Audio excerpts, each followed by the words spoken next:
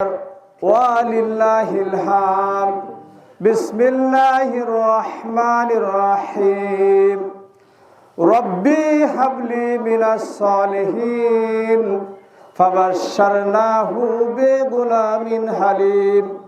ফালাম্মা বালাগা মা'আহুশ শাম ক্বালা ইয়া বুনাইয়া ইন্নী আরা ফিল মানামি আন্নী আসবাহুক ফানজুর মাজা তরা ক্বালা ইয়া আবাতি ইফআল মা তু'মার সাতাজিদুনি ইনশাআল্লাহু মিনাস সাবিরিন।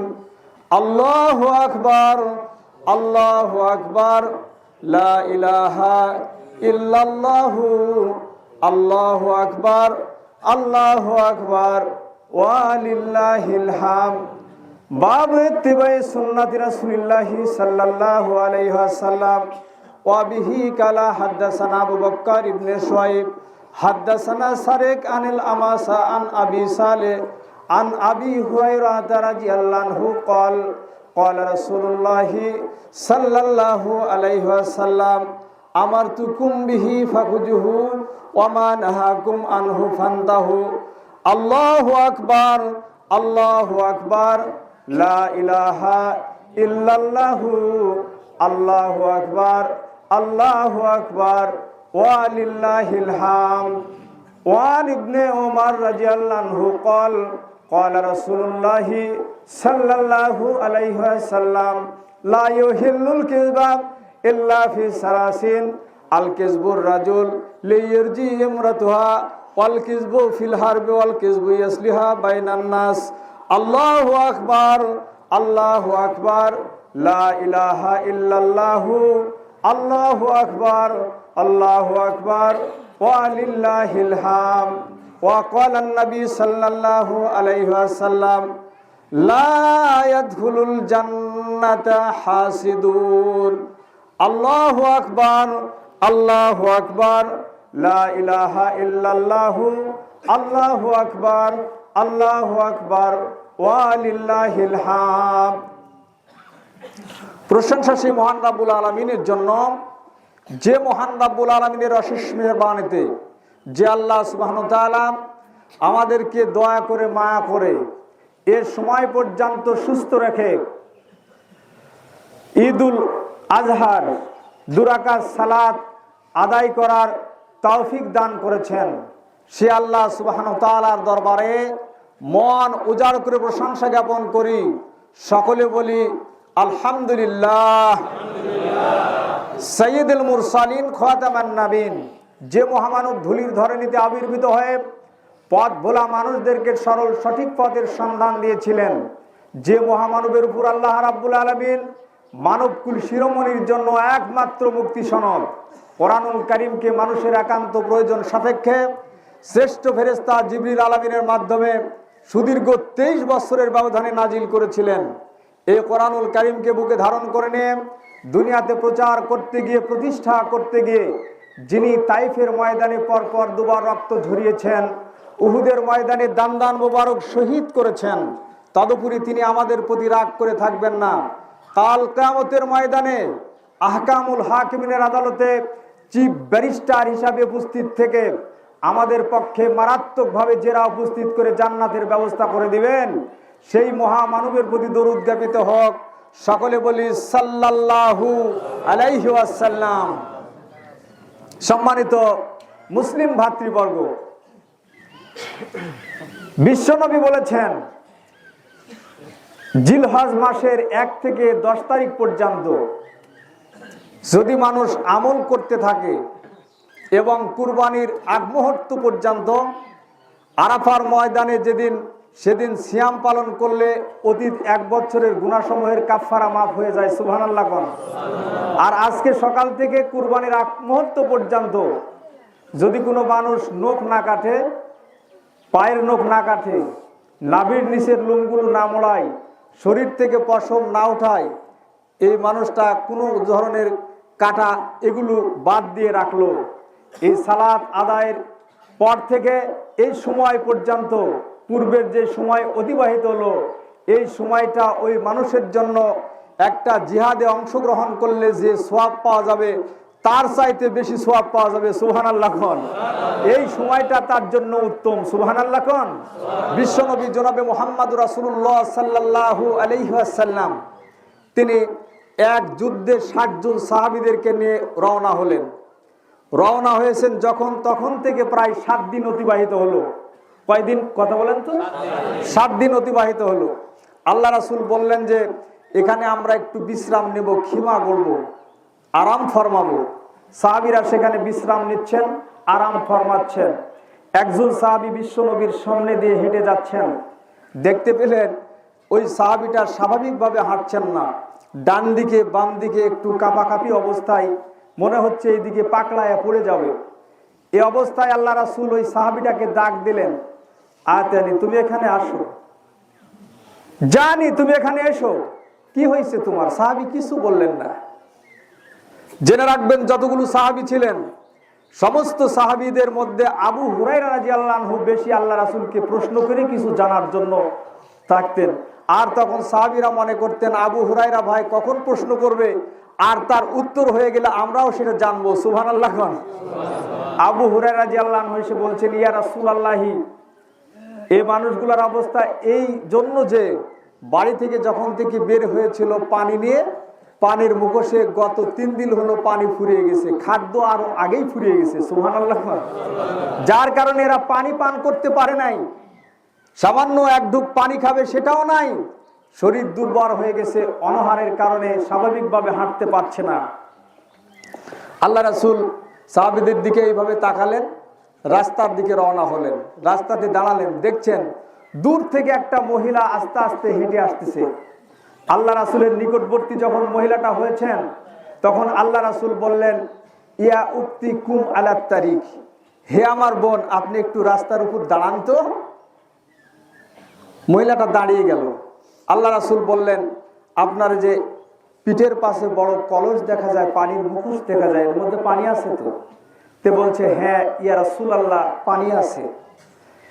আতানিল মা কালিলান, ইয়া উক্তি, হে আমার বোন, আমাকে একটু সামান্য পানি দেওয়া যাবে? মহিলাটা বললেন, লা, আপনি কি আপনাকে চিনি না, এক ঢুক পানি কেন, সামান্য দেওয়া যাবে না, যান আপনি। আল্লাহ রাসূল সেখান থেকে চেহারাটা একটু কালো হয়ে গেল, নিচে নেমে আসতেছেন রাস্তার নিচে। মহিলাটা তাকিয়ে দেখলেন সুন্দর চেহারার মানুষ, পানি চাইলো অল্প, পানি দি না, অস্বীকার করলাম কেন? ডাক দিলেন, ইয়া সাবাব, হে যুবক, এইদিকে আসুন। আপনি অল্প পানি চেয়েছেন তাই না? হ্যাঁ, আমি অল্প পানি নিব তো। নেন। খুযুল ইয়াদা বিকুওয়াতিন, আল্লাহ রাসূল শক্ত করে পানির পাত্রটা ধরলেন। ধরার পর সমস্ত সাহাবীদেরকে বললেন, তোমরা সারিবদ্ধ অবস্থায় পানির পাত্র নিয়ে বসে যাও। সুবহানাল্লাহ। মহিলাটা কাঁদতে শুরু করলেন, হায়রে সর্বনাশ, একটু পানি নিতে চাইলো আর এতগুলো মানুষদেরকে বসতে বলছে পানির পাত্র নিয়ে, আমার পানি তো 2 জনকে দিলেই ফুরিয়ে যাবে, কি অবস্থা হয়? আল্লাহ রাসূল জনাবে মুহাম্মদুর রাসূলুল্লাহ সাল্লাল্লাহু আলাইহি ওয়াসাল্লাম প্রথম জনকে পানি ঢেলে দিলেন। তার মাথার উপর থাকা পাগড়িখানা নিয়ে পানির পাত্রের উপর এইটা ঢেকে দিয়েছিলেন। আস্তে আস্তে করে প্রথম জনকে ঢেলে দিলেন, পানির পাত্র ভরে গেল। দ্বিতীয় জনকে ঢেলে দিলেন, পানির পাত্র ভরে গেল। তৃতীয় জনকে ঢেলে দিলেন, পানির পাত্র ভরে গেল। এমনি করে করে 60 জনকে পানি ঢেলে দিলেন। দেওয়ার পর আল্লাহ রাসূল বিশ্ব নবী জনাবে মুহাম্মদুর রাসূলুল্লাহ সাল্লাল্লাহু আলাইহি ওয়াসাল্লাম মহিলাটার কাছে এসে বলছেন, মা, ও আমার বোন, আপনার পানির পাত্রটা ধরেন।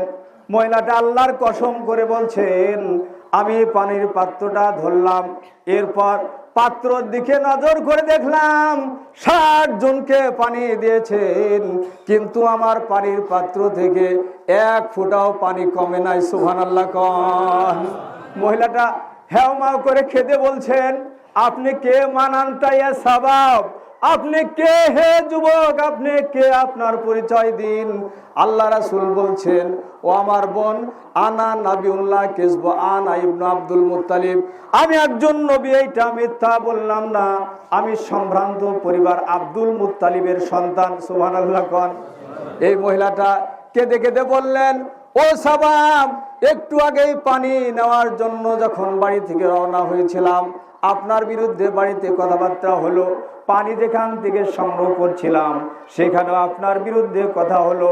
আর রাস্তার মধ্যে আপনার বিরুদ্ধে কথা বলতে বলতে আসছিলাম, এসে দেখলাম আপনি যদি সত্যই আব্দুল্লাহর ছেলে, আব্দুল মুত্তালিবের নাতি হয়ে থাকেন, আপনি সত্যিকার অর্থে একজন নবী, ইয়া রাসূলুল্লাহ, ইয়া হাবিবাল্লাহ, আমি আর বাড়িতে ফিরে যাব না, কারোর সঙ্গে পরামর্শ করব না।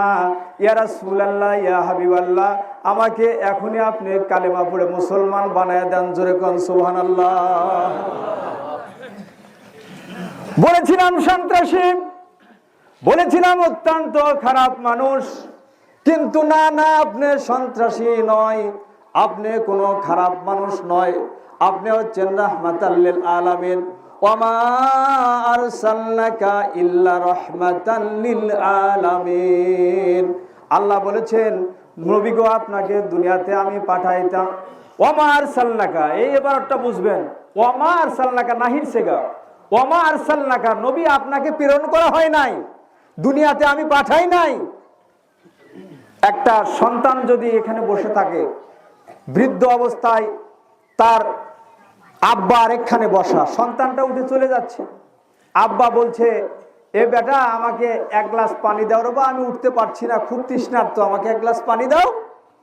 সন্তান আব্বাকে বলছে, এই তোমার ভ্যান ভ্যানানি ফেরফারানি শোনা যাবে না, সব সময় পানি দাও, এই দাও, সেই দাও ইত্যাদি বলো, পানি দেওয়া যাবে না, নেও, তুমি সংগ্রহ করে নাও, ঢেলে নাও। ওই সন্তানের প্রতি আব্বা বেজার হবে না খুশি হবে? কথা বলেন তো, আব্বা বেজার হবে না খুশি হবে? আব্বা নেগেটিভ একটা কথা বলবে, এবা মনে হয় আমার মাধ্যমে দুনিয়ার মুখ তুই দেখিসনি, আমি তোর বাপ নয় না, এটা অস্বীকার করলো রাগের বশতে। আর যদি সন্তান এক গ্লাস পানি দিত, তাহলে তার জন্য পিতা প্রাণ ভরে দোয়া করত। কি বলেন, কথা ঠিক না? আল্লাহ বলছেন, ওয়ামা আরসালনাকা, নবী আপনাকে প্রেরণ করা হয় নাই, আমি পাঠাইনি। ইল্লা, এটা হরফে ইস্তিসনা মুস্তাসনা মিনহুকে পৃথকীকরণের অর্থে ব্যবহার হয়।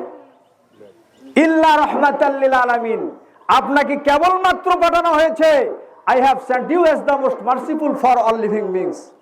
আপনি আকাশ এবং জমিনে যা কিছু আছে সকলের জন্য রহমত স্বরূপ। জোরে কোন সুবহানাল্লাহ। যদি রহমতের বার্তা দিতে আপনি ব্যর্থ হন, তাহলে আমি আল্লাহ বেজার হয়ে বললাম, মনে হয় আপনাকে পাঠাইনি। কথা বুঝা গেল? এই জন্যে বিশ্বনবী বলেছেন, আমার ডান হাত যদি কেউ কেটে ফেলতো, কাটার পর পিছন দিক থেকে ঘুরে বাম পাশে আমার চেহারার দিকে তাকাতো, আমি রাসূল বলছি, ওই মানুষটাকে আমি ক্ষমা করে দিতাম। সুবহানাল্লাহ। আল্লাহ রাসূল ছিলেন রাহমাতাল লিল আলামিন। এই নবীকে যারা আমরা সন্ত্রাসী বলি, এই নবীকে যারা আমরা কটূক্তি করি, এই মানুষটা মুসলিম মিল্লার কাতারে কখনো থাকতে পারে না। কিয়ামতের দিন, মুসিবতের দিন।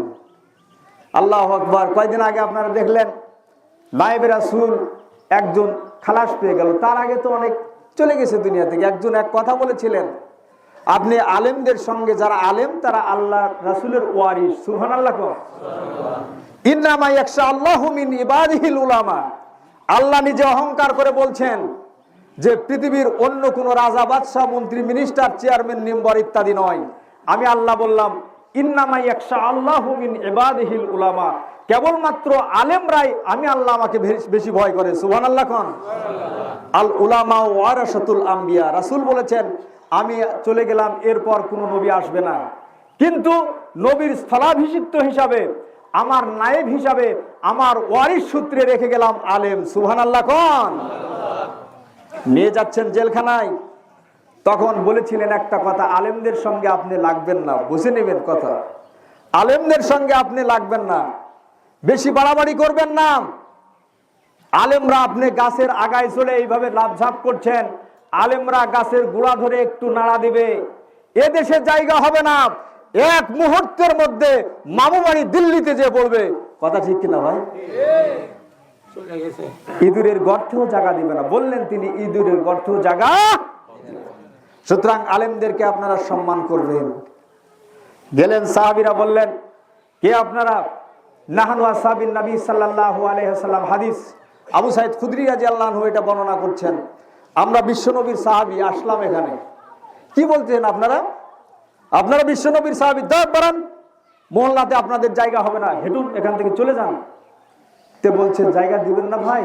কোথায় যাবো, মরুভূমি এলাকা, গাছ গোছালি কিছু নয়, মহল্লার মধ্যে উঠলাম একটু আশ্রয়ের জন্য, আপনি জায়গা করে দিবেন না? আপনারা দিবেন না? তে না দিব না, যান।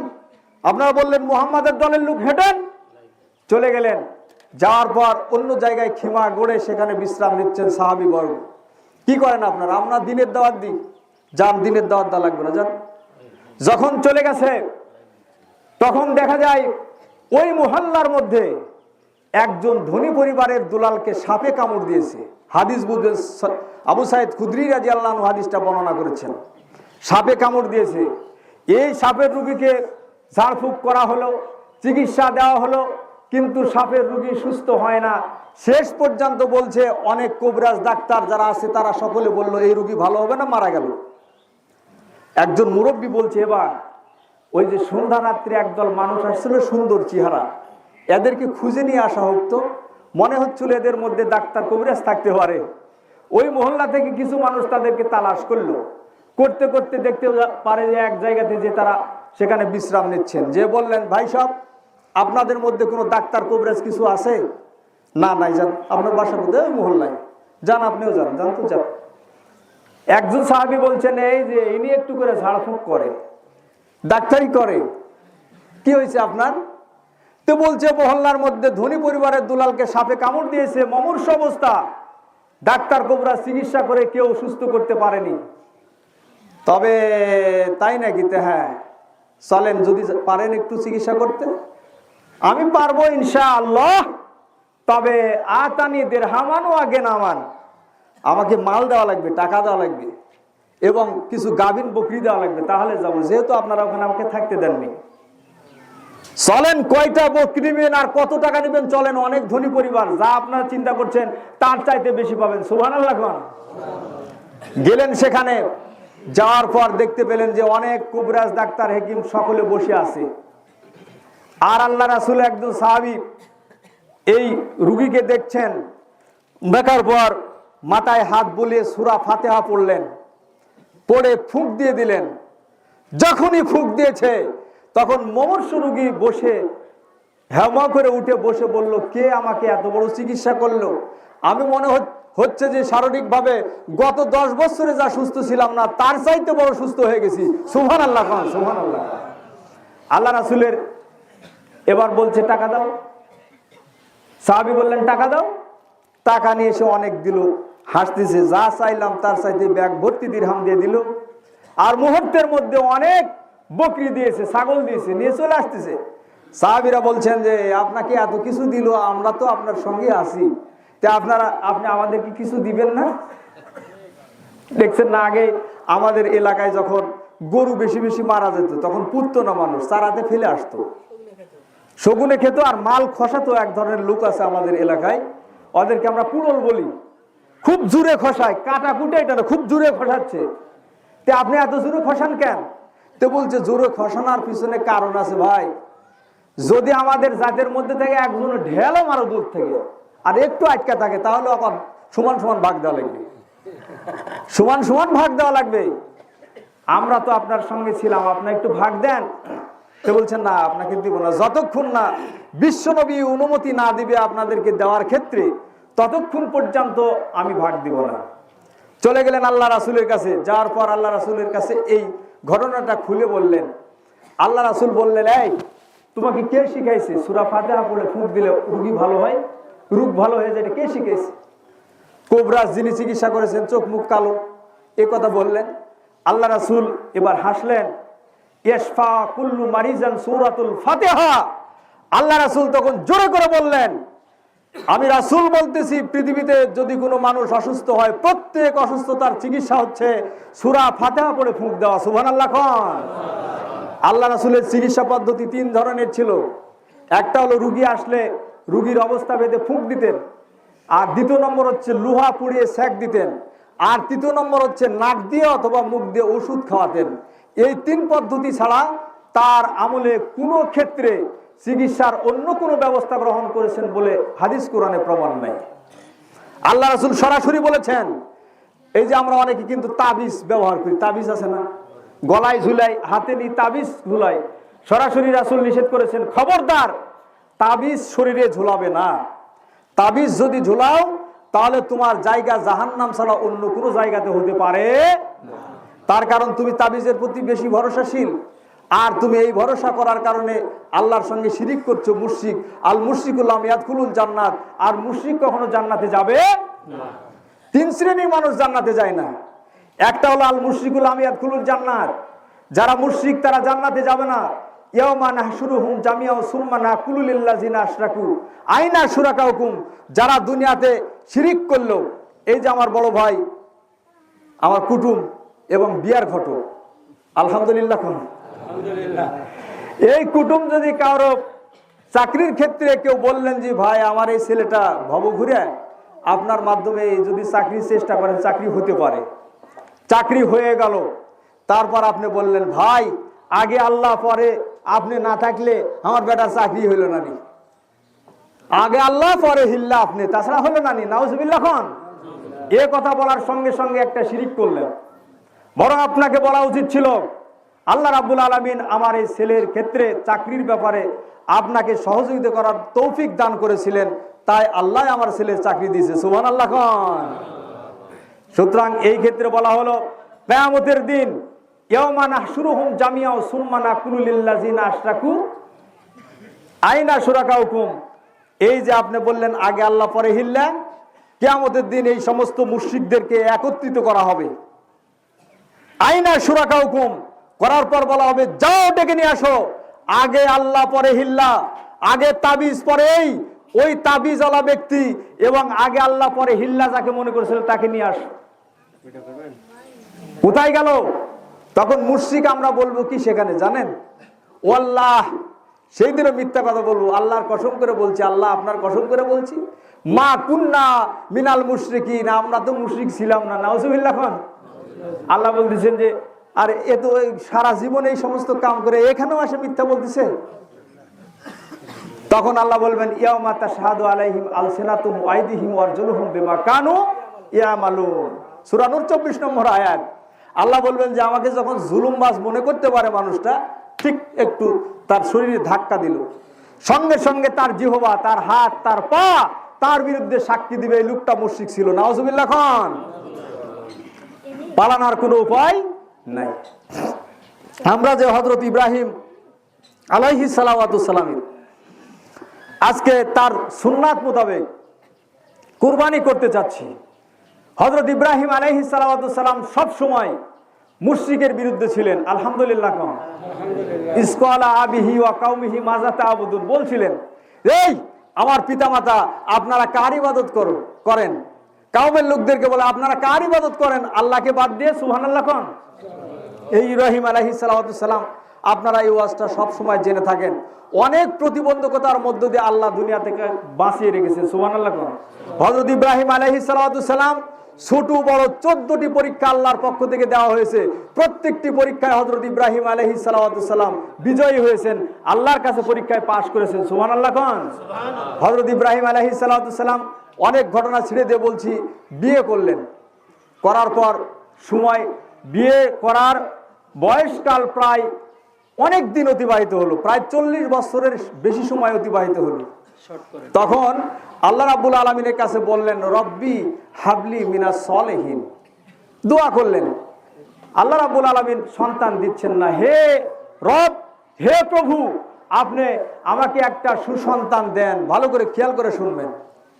অনেক দিন অতিবাহিত হলো, দোয়া করলেন 40 বছর আগে, সন্তান হয় না।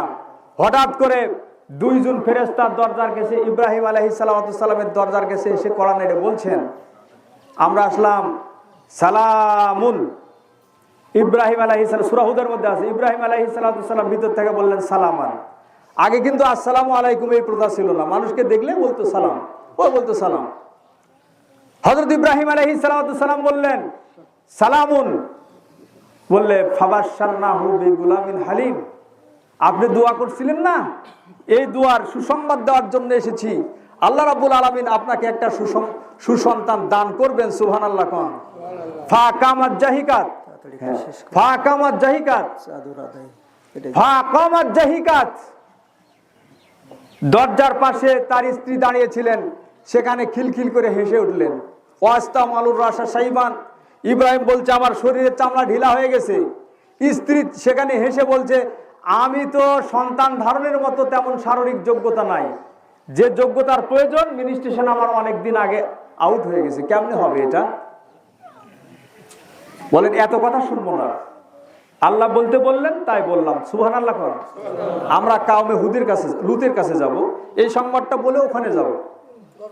ওই রাত্রে স্বামী স্ত্রী চরম মহব্বতে মিলিত হলে আল্লাহ রাব্বুল আলামিন হাজারের গর্ভে একটা সন্তান দান করলেন। সুবহানাল্লাহ।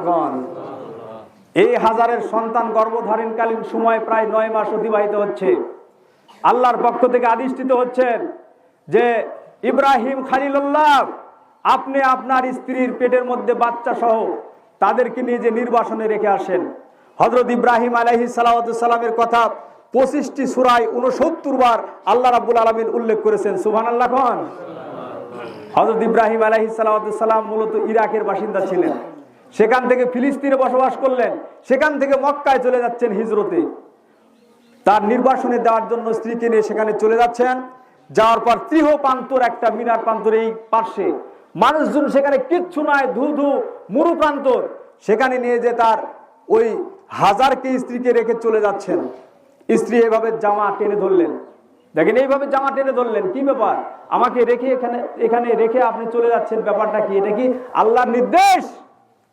হযরত ইব্রাহিম আলাইহিস সালাম বললেন আমার আল্লাহ, হ্যাঁ এটা আল্লাহর নির্দেশ। হাজার সঙ্গে সঙ্গে জামা ছেড়ে দিলেন। ইব্রাহিম আলাইহিস সালাম কয় ধাপ মাত্র সামনে গেলেন, এগুনোর পর ইয়ারফাল ইয়াদ, দুটি হাত উত্তোলন করলেন, আল্লাহ রাব্বুল আলামিনের কাছে দোয়া করে বললেন রব্বুল আলামিন, আপনার নির্দেশ ক্রমে আমার এই স্ত্রী এবং পেটে থাকা বাচ্চাটা রেখে চলে গেলাম, আপনি দেখাশোনা করেন। কয়দিন অতিবাহিত হতে না হতেই বাচ্চা সেখানে প্রসূত হয়ে গেল।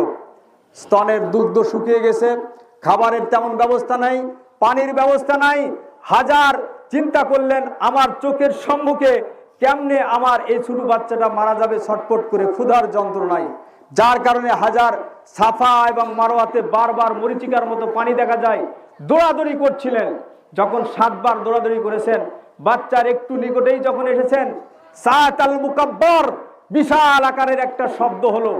হাজার পিছনে তাকালেন, কিসের শব্দ? তাকিয়ে দেখলেন তার বাচ্চার পায়ের নিকটে ফিনকি দিয়ে পানি ভেসে আসতেছে। সুবহানাল্লাহ। হাজার সঙ্গে সঙ্গে 3টি পাথর নিলেন, নেওয়ার পর 3 দিকে রেখে বললেন জাম জাম জাম। আল্লাহ রাসূল বলেছেন হাজারের প্রতি আল্লাহ রাব্বুল আলামিনের পক্ষ থেকে রহমত নাজিল হোক। হাজার যদি এই 3টি পাথর দিয়ে জাম না বলতেন, তাহলে গোটা পৃথিবী প্লাবিত হয়ে মানুষ মারা যেত। সুবহানাল্লাহ। এই বাচ্চাটা একটু পর বড় হয়ে গেল। এই বাচ্চা যখন বড় হলো, ফালাম্মা বালাগা মাহুসা, এই বাচ্চা যখন বড় হয়েছে তখন বাপের হাত ধরে হাঁটতে পারে। যেমন এই যে বাচ্চা দেখা যায় বাপের হাত ধরে হাঁটাহাঁটি করছে, আব্বাজান বলছে হাঁটছে আর বলছে ফালাম্মা বালাগা মাহুসা। এবারটা বুঝবেন, ফালাম্মা বালাগ ওয়াহিদ মুজাক্কার সিগা, আবার বাজহুম লিবাজিন আবি ও আপনি, দুজনকে বোঝানো হয়েছে। এরা হাঁটাহাঁটি করছে, বলছে ক্বালা ইয়া বুনাইয়া ইন্নী আরা ফিল মানাম, হে বেটা, হে আমার বৎস, হে আমার স্নেহর অত্যন্ত স্নেহপরায়ণ বৎস, আমি গত রাত্রে একটা স্বপ্ন দেখলাম। বলছে আপা কি স্বপ্ন দেখেছেন? বলছে আন্নী আসবাহুকা, ইন্না আন্না লাকিন্না লাইতা কান্না, এগুলো হরফে মুসাব্বাহ বিল ফিল। ইন্না এটা নিশ্চয়ের অর্থে ব্যবহার হয়। ইব্রাহিম আলাইহিস সালাম বলছেন আন্নী, নিশ্চয় আমি আসবাহুকা, আমি যে গত রাত্রে তোমাকে জবাহ করতেছি। ফানজুর মাজাতারা, এই ব্যাপারে তুমি একটু খেয়াল করে দেখো, চিন্তা ভাবনা করো। সুবহানাল্লাহ। সঙ্গে সঙ্গে বাচ্চা বলছে ওয়ালা, ওয়াহিদ মুজাক্কার গায়েবের সেগা, ইয়া আবা তিফআল, আমরের সেগা, হে আমার আব্বা, তিফআল, আপনি এটা বাস্তবায়ন করে ফেলেন। মা তুমার, যেটা আপনি আদিষ্টিত হয়েছেন। সাতাজিদুন ইনশাআল্লাহু মিনাস সাবিরিন, কাজ সিন সাফ, এটা শীঘ্রই অর্থে ব্যবহার হয়। সাতাজিদুনি, নিশ্চয় আমাকে আপনি পাবেন ইনশাআল্লাহ, আল্লাহ চাইতে মিনাস সাবিরিন, ধৈর্যশীল সন্তান হিসাবে। সুবহানাল্লাহ কোন। ফালাম্মা আসলামা, ভালো করে বোঝেন, ফালাম্মা আসলামা এটা হলো তাসনিয়ার সিগা। আসলামা দুইজন, বাপ এবং বেটা দুইজনে আত্মসমর্পণ করলো। তাল্লাহুলে যাবেন, এ ভাই তাল্লাহুলে যাবেন, তাকে জবহর উদ্দেশ্যে সেখানে শুয়ে দেওয়া হলো। ভাই আমি আর 2 মিনিট কথা বলবো।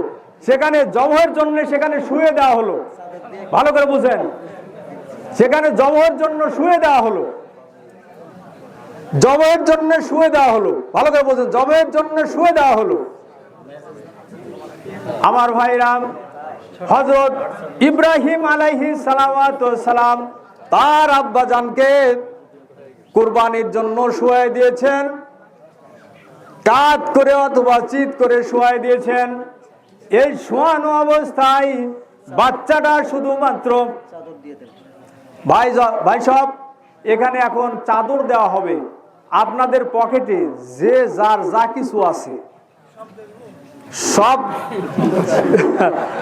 যা কিছু আছে পারতপক্ষে তৌফিক অনুযায়ী ওই চাদরে দিবেন ইনশাআল্লাহ, ওই চাদরে দিবেন ইনশাআল্লাহ। চাদর যাচ্ছে, এই চাদরে আপনারা আদায় করবেন। ওই ভাইটা বলছে চাদর দিবেন না ভাই, চাদর আদায় করবেন, তারপর আমি খুতবা শেষ করবো 2টা, কেউ যাবেন না, খবরদার। বলেন যে আপনারা কিছু লোক দাঁড়িয়ে যান চাদর আদায়ের জন্য। ভাই চাদর আদায়ের জন্য কিছু একটু দান তো ভাই, ভাই চাদর নিয়ে কিছু দাঁড়ান তো, আপনার সেট করেনি সেই ধরনের লোক, একটু দাঁড়ান তো ভাই, দাঁড়ান দাঁড়ান দাঁড়ান।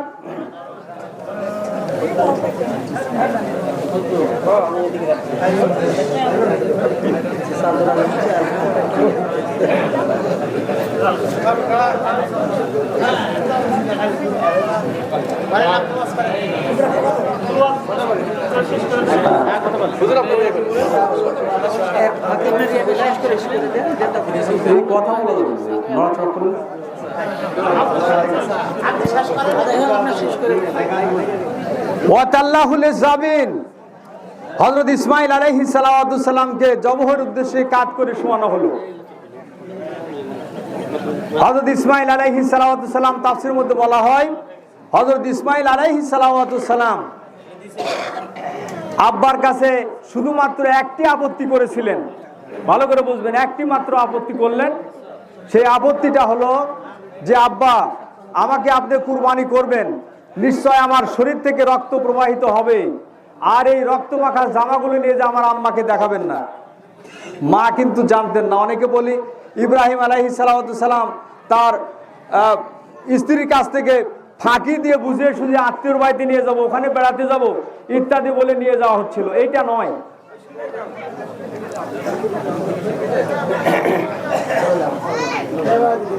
হযরত ইব্রাহিম আলাইহিস সালাম তার আব্বা তার সন্তানকে কাত করে যখন শুয়ে ফেললেন, ইসমাইল আলাইহিস সালামকে কাত করে জবহের উদ্দেশ্যে, কুরবানির উদ্দেশ্যে যখন শুয়ে দিয়েছেন, এই অবস্থায় হযরত ইসমাইল আলাইহিস সালামকে কুরবানি করবেন, চোখ বন্ধ করে কুরবানি করছিলেন। আল্লাহ রাব্বুল আলামিন সঙ্গে সঙ্গে আল্লাহ রাব্বুল আলামিন ফেরেশতা জিবরিল আলামিনকে পাঠিয়ে দিলেন। ফেরেশতা জিবরিল আলামিন বললেন, ও ইব্রাহিম, নাদাইনাহু আইয়া ইব্রাহিম, হে ইব্রাহিম আপনি চোখটা খুলে দেখেন। নাদাইনাহু আইয়া ইব্রাহিম, ইব্রাহিম আলাইহিস সালাম চোখটা খুললেন। আর ইব্রাহিম আলাইহিস সালাম তরবারি পরিচালনা করছিলেন, বলছিলেন ইন্নাস সালাতি ওয়া নুসুকি ওয়া মাহিয়ায়া মামাতি লিল্লাহি রাব্বিল আলামিন, বিসমিল্লাহি আল্লাহু আকবার, আল্লাহুম্মা তাকাব্বাল মিন্নি ওয়া আহলি বাইতি। এ বলে যখন তরবারি পরিচালনা করছিলেন, আল্লাহ রাব্বুল আলামিন ডাক দিয়ে বললেন, ইব্রাহিম আপনি ভালো করে চোখ খুলে দেখেন। তার সন্তানটা সেখান থেকে দাঁড়িয়ে দাঁড়িয়ে ইব্রাহিম আলাইহিস সালাওয়াতু সালামের সঙ্গে দোয়া পড়ছেন, ইন্নাস সালাতি ওয়া নুসুকি ওয়া মাহিয়ায়া মামাতি লিল্লাহি রাব্বিল আলামিন আল্লাহুম্মা তাকাব্বাল মিন্নি ওয়া আহলি বাইতি বিসমিল্লাহি আল্লাহু আকবার। ইব্রাহিম আলাইহিস সালাওয়াতু সালাম তাকিয়ে দেখলেন তার তরবারির নিচে দুম্বা অথবা মেষ কুরবানি হয়ে গেছে। জোরে কোন সুবহানাল্লাহ। রব্বির হামহুমা কামা রব্বায়ানি সগীরা ইয়া মুসাররিফাল কুলুব সাররিফ কুলুবানা আলা তাতিক ইয়া মুসাররিফাল কুলুব সাব্বিত কুলুবানা আলা দীনিক।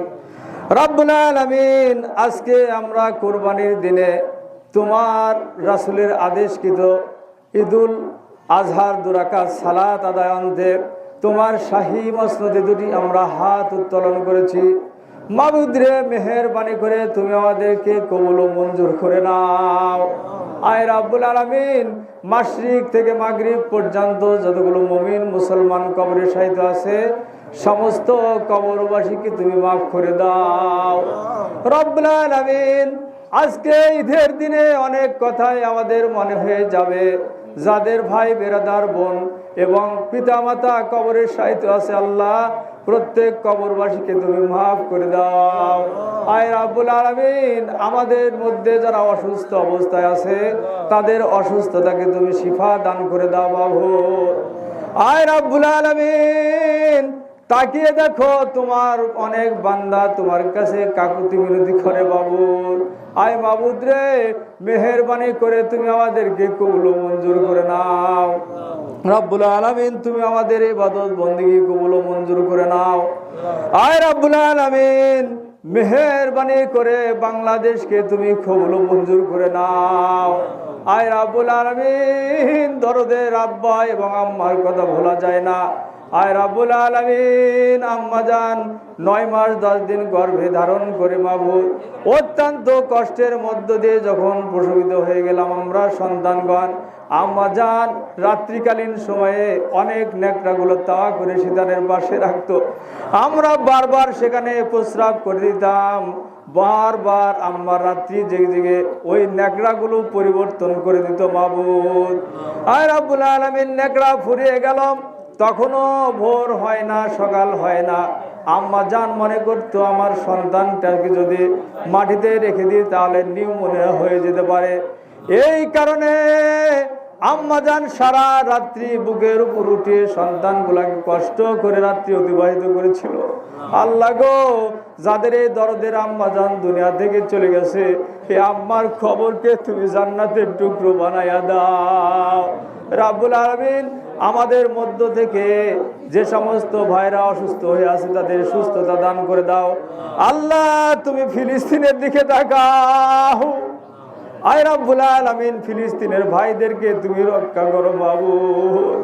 আল্লাহ, যেখানে শান্তিপ্রিয়ভাবে বাংলাদেশের ভূখণ্ডে আমরা আজকে কুরবানি করব, ফিলিস্তিনের ভাইদের সামান্যতম খাদ্য এবং পানীয় সেখানে নাই রাব্বুল আলামিন। এমনকি গাছের পাতা ভক্ষণ করে তারা জীবন যাপন করতেছে।